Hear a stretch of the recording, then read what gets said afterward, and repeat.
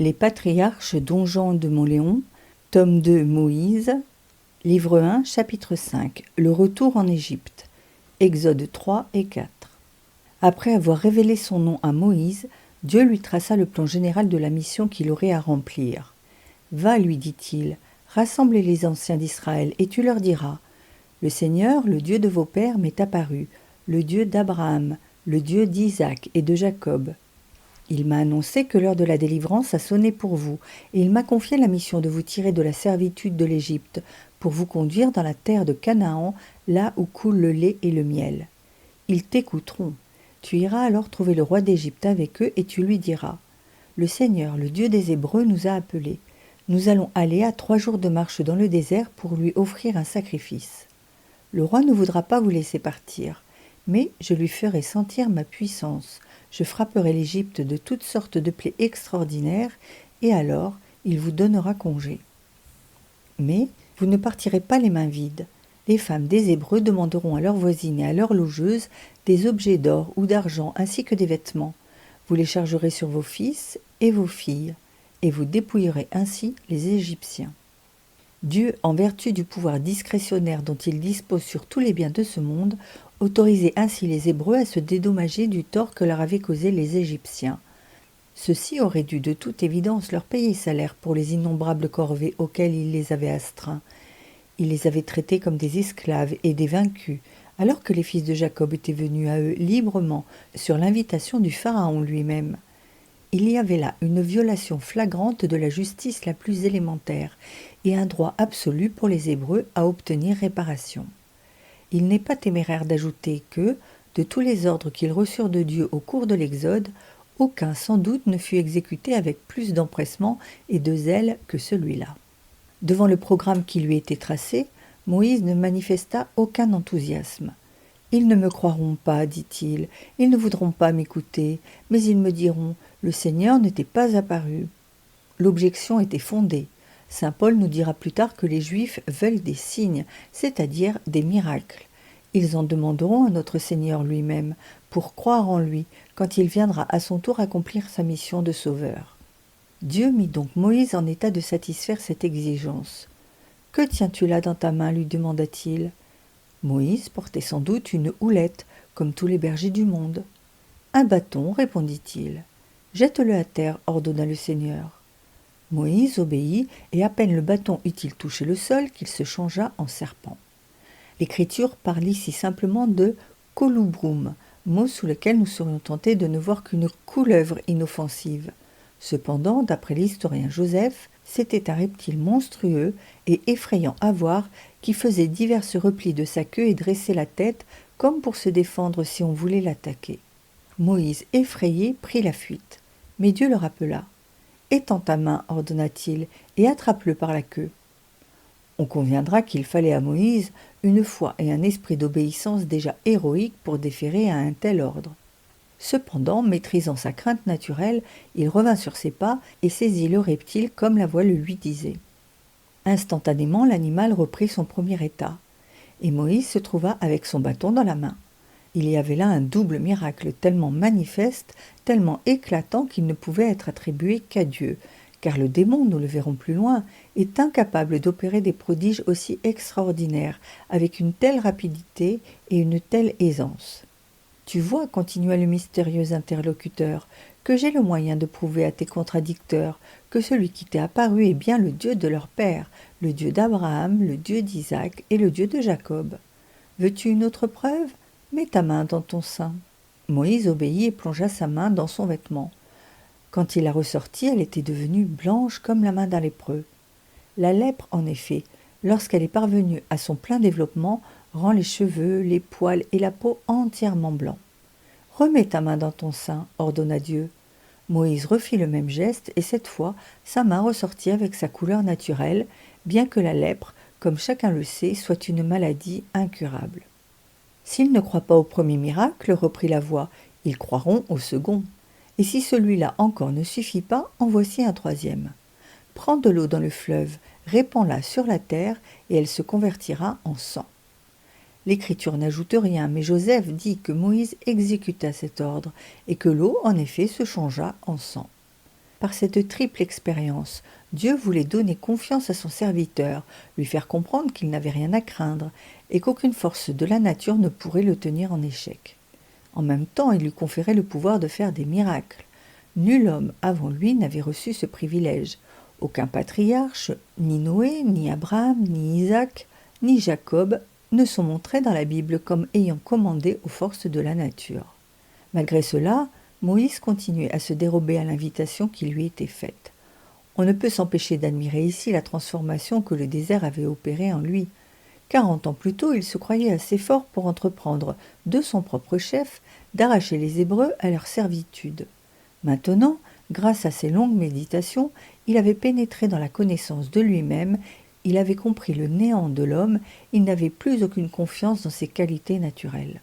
« Seigneur, disait-il, je n'ai jamais été très éloquent. » En cela, il se calomniait, car les actes des apôtres nous apprennent au contraire qu'il était puissant en parole. « Mais depuis que vous avez parlé à votre serviteur, j'ai la langue encore plus lente et plus embarrassée. » Le Seigneur lui dit « Qui donc a fait la bouche de l'homme? N'est-ce pas moi? Va donc, aie confiance, ne crains rien, je serai dans ta bouche, c'est-à-dire je prendrai à mon compte tout ce que tu diras. Les menaces que tu feras, aussi bien que les promesses par lesquelles tu t'engageras, je les exécuterai. Et je t'instruirai de ce que tu auras à dire. » Moïse refusait toujours d'acquiescer. « Je vous en prie, Seigneur, dit-il, envoyez celui que vous devez envoyer. » Ce qui peut signifier « Choisissez un autre délégué qui soit capable de faire ce que vous désirez et envoyez-le à ma place. » C'est ainsi que les 70 ont entendu ce passage. Mais il est possible aussi que Moïse fasse allusion ici au Rédempteur, dont Dieu jadis avait annoncé la venue à nos premiers parents. C'est comme s'il avait dit « Seigneur, ce que vous demandez est au-dessus de mes forces. Pour arracher votre peuple à l'oppression qui l'écrase, envoyez enfin celui que vous avez promis. Lui seul est capable de mener à bien cette œuvre gigantesque. » Devant une résistance qui devenait de l'obstination, Dieu finit par se fâcher. Puisque Moïse se sentait incapable d'assumer à lui seul la tâche qui lui était proposée, il s'adjoindrait son frère Aaron, dont l'éloquence suppléerait la sienne, chaque fois que cela serait nécessaire. Mais c'est lui, Moïse, qui continuerait à recevoir les communications divines et qui aurait le pouvoir de faire des miracles. Cette fois, l'ordre était formel, il n'y avait plus à discuter. Moïse se mit en route sur l'heure et regagna le lieu où demeurait Jéthro. Mais sous l'empire de l'humilité qui le pénétrait maintenant jusqu'au fond de l'âme et de cette pudeur qui ne permet pas au grand mystique de révéler le secret du roi, il ne souffla mot à son beau-père de la vision qu'il venait d'avoir. Il lui confia seulement son dessein de retourner en Égypte, afin de savoir ce que devenaient ses frères. Jéthro, malgré l'affection qu'il avait pour son gendre, consentit à ce départ, certain qu'un homme de cette trempe ne pouvait être mû que par des raisons de poids et des désirs très nobles. Pour encourager son serviteur et le confirmer dans sa résolution, Dieu l'informa qu'il ne restait plus un seul des calomniateurs qu'il avait perdus dans l'estime du roi d'Égypte, 40 ans auparavant. Ils étaient tous morts, et le pharaon lui aussi. Dès lors, Moïse n'avait plus aucune raison d'attendre. Chargeant sa femme et ses enfants sur un âne, il prit avec eux le chemin de l'Égypte. À vrai dire, il aurait préféré ne pas emmener cette minuscule Smala pour être plus libre de ses mouvements. Mais il craignit, s'il les laissait là, de faire de la peine à son beau-père en lui donnant à croire qu'il les abandonnait pour pouvoir fonder une fois chez les Hébreux un nouveau foyer. Un incident imprévu et qui aurait pu être tragique marqua les étapes du voyage.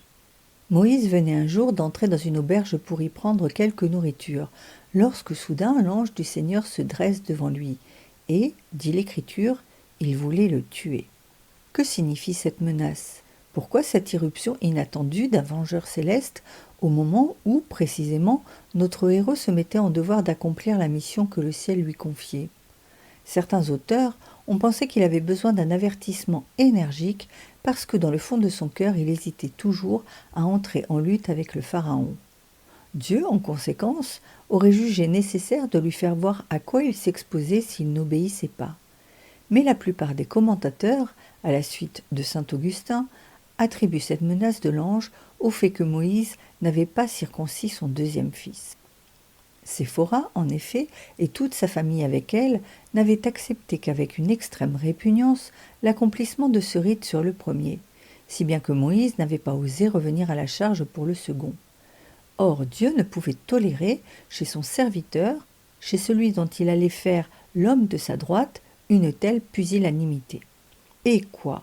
Les Hébreux, soumis en Égypte à la plus cruelle des oppressions, n'avaient jamais négligé de graver ce témoignage de leur foi, au péril de leur propre vie, sur la chair de leur nouveau-né. Et lui, qui allait être leur chef, il avait cru pouvoir s'en dispenser, alors qu'il ne risquait autre chose que les reproches de son épouse et le mécontentement de ses beaux-parents. Au futur législateur de son peuple, Dieu ne pouvait passer un manquement formel à la loi, si petit qu'il fût. Avec l'intuition que donne l'amour maternel, Séphora devina la cause de la colère de l'ange. Sans perdre une minute, elle saisit une pierre tranchante et circoncit l'enfant. Certains auteurs ont tiré argument de là pour soutenir qu'aux origines la circoncision se pratiquait avec un couteau de silex. Mais saint Thomas écarte de ce détail toute signification rituelle et l'attribue au seul fait que la femme n'avait d'autre instrument sous la main. La suite de ce passage est extrêmement obscure. L'Écriture dit qu'elle toucha ses pieds et lui dit « Tu mets un époux de sang ». S'agit-il des pieds de Moïse, des pieds de l'ange ou de ceux de l'enfant ? Il est impossible de le dire avec certitude, et les commentateurs avancent diverses interprétations sans en garantir aucune. On peut supposer que Séphora toucha les pieds de l'ange avec le sang de l'enfant pour lui montrer que le rite était bien accompli, tout en se plaignant qu'il fallut du sang pour entrer dans la religion du Dieu des Juifs. D'autres pensent qu'elle jeta avec colère le prépuce sanglant de son fils aux pieds de Moïse en disant « Tu mets un époux de sang », c'est-à-dire « Voilà ce que me coûte mon union avec toi ». D'autres, enfin, ont émis l'opinion qu'elle toucha les pieds de Moïse, c'est-à-dire qu'elle se jeta à ses pieds le suppliant de la renvoyer chez son père. « Tu mets un époux de sang » signifierait alors « Tu es un mari dont la religion exige du sang ». C'est trop dur pour moi, je ne puis supporter des pratiques d'une pareille cruauté. Quel que soit le sens exact de cette phrase mystérieuse, il est certain que Moïse, à la suite de cet incident, renvoya sa femme chez son beau-père et elle y resta jusqu'aux événements du Sinaï. Quant à lui, il continua seul sa route. Bientôt, il arriva aux confins de la terre d'Égypte et là, dans le désert, il vit un jour venir au-devant de lui son frère Aaron, que Dieu avait miraculeusement prévenu de son retour. Ils se jetèrent dans les bras l'un de l'autre. Puis, les premières effusions achevées, Moïse raconta à son frère aîné la scène du mont Horeb et lui expliqua la mission dont Dieu les chargeait tous les deux. Cela fait, ils revinrent ensemble dans la terre de Gésen, où leur premier acte fut de convoquer les anciens d'Israël afin d'exposer devant eux ce qu'ils prétendaient faire. L'Écriture ne dit pas ainsi, pour les convaincre de la divinité de sa mission, Moïse accomplit ce jour-là des miracles en leur présence. Ce qui est certain, c'est que ses auditeurs crurent à sa parole et acceptèrent de la suivre. Une deuxième assemblée suivit bientôt celle-là, réunissant cette fois le peuple tout entier. Ce fut Aaron qui parla. Il raconta la vision du buisson ardent et les ordres donnés par Dieu à son frère. Pour prouver la vérité de ses assertions, Moïse renouvela les prodiges de l'Horeb. Il changea sa baguette en serpent, puis saisit le reptile par la queue et en refit un bâton. Il rendit sa main lépreuse en la mettant sur sa poitrine et la guérit instantanément par le même procédé. Ces miracles portaient avec eux leur cachet d'authenticité. L'aisance et la rapidité avec lesquelles ils étaient accomplis, le pouvoir souverain qu'ils manifestaient sur les forces de la nature, témoignaient avec évidence qu'ils ne pouvaient venir que de Dieu. Alors, un espoir immense souleva la foule assemblée là. Les Juifs comprirent que le Très-Haut ne les avait pas abandonnés, qu'il avait pris enfin leur détresse en pitié, qu'il allait venir à leur secours. Se prosternant le visage contre terre, ils firent monter vers lui dans un élan de reconnaissance l'hommage de leur adoration. Néanmoins, il leur restait encore bien des heures sombres à traverser, avant que ne se desserrât l'étau de fer de la domination égyptienne. Commentaire moral et mystique. Remarquons d'abord que contrairement à l'usage ordinaire des ambitieux ou des hommes avides d'autorité, Moïse, pour prendre en main le peuple juif, ne commença pas par essayer de gagner à sa cause la jeunesse. Celle-ci, on le sait, est beaucoup plus facile à séduire, à convaincre, à enthousiasmer que les gens d'âge mûr. Aussi, tous ceux qui veulent se créer un parti ou s'assurer une popularité se tournent-ils de préférence vers elle. Moïse, au contraire, s'adressa d'abord aux anciens, montrant ainsi sa haute sagesse et sa pondération. Il savait que, malgré son dynamisme, sa générosité, son esprit de sacrifice, la jeunesse a besoin d'être guidée, canalisée, freinée par ceux qui possèdent cette science irremplaçable, l'expérience, et que les qualités les plus brillantes ne peuvent conduire qu'aux excès et aux catastrophes si elles ne sont soumises à la prudence. Le bâton, changé en serpent, est une figure du mystère de l'incarnation. Il ne faut pas nous scandaliser de ce symbolisme, malgré ce qu'il a de choquant, explique saint Grégoire de Nice. Car la vérité elle-même, par la voie de l'Évangile, ne le répudie pas lorsqu'elle dit « De même que Moïse a élevé le serpent dans le désert, ainsi il faut que le Fils de l'homme soit élevé. » En effet, le serpent est, dans la Sainte Écriture, non seulement l'image du démon, mais encore de ce qui est engendré par le démon, c'est-à-dire du péché. Or, le Seigneur s'est fait pécher pour nous, en prenant notre nature pécheresse, comme en témoigne saint Paul. Il est donc permis de lui appliquer cette figure et de dire qu'il s'est fait serpent à cause de nous, afin d'anéantir les serpents en Égypte, c'est-à-dire les œuvres du démon. Après quoi il se transforma à nouveau en bâton, le bâton de la foi, sur lequel s'appuient tous ceux qui suivent le chemin montant et malaisé de la vertu. Et c'est encore le mystère de l'incarnation que représente, selon le même Grégoire de Nice, la main devenue lépreuse. Cette main cachée dans le sein de Moïse figure la droite du Très-Haut, c'est-à-dire le Verbe, tandis qu'il était dans le sein du Père, de toute éternité. Lorsqu'il en est sorti pour descendre parmi nous, il a pris sur lui toute la misère consécutive au péché, au point de ressembler pendant sa passion à un lépreux. C'est le prophète Isaïe qui le dit. Mais quand il eut guéri notre langueur, il sortit une seconde fois du sein de son Père. Il ressuscita d'entre les morts, et alors il retrouva sa beauté initiale, ainsi qu'il l'avait demandé. Père, illuminez-moi maintenant de cet éclat que j'avais auprès de vous, avant que le monde ne fût. En même temps, il transfigurait la nature humaine tout entière, et il la fit participer à l'immutabilité divine. Quant à l'agression de l'ange contre Séphora, si elle est difficile à expliquer sur le plan littéral, elle devient parfaitement claire sur le plan mystique. Elle est destinée à nous rappeler les exigences de l'amour divin. Dieu attend des âmes dont il veut faire ses épouses autre chose qu'une demi-circoncision. Il requiert d'elles la circoncision de tous leurs fils, c'est-à-dire la mortification de tous leurs mouvements de nature. Leur foi, représentée ici par Séphora, doit se munir de la pierre dure de la pénitence et la rendre tranchante par l'exercice de la componction. Armée de cet instrument, elle élaguera sans fausse pitié toutes les mauvaises habitudes, toutes les exigences injustifiées de la chair. Elle ne se contentera pas d'en mortifier une partie, il faut qu'elle les retranche toutes. Faute de quoi, elle risque de se voir frappée d'un châtiment exemplaire.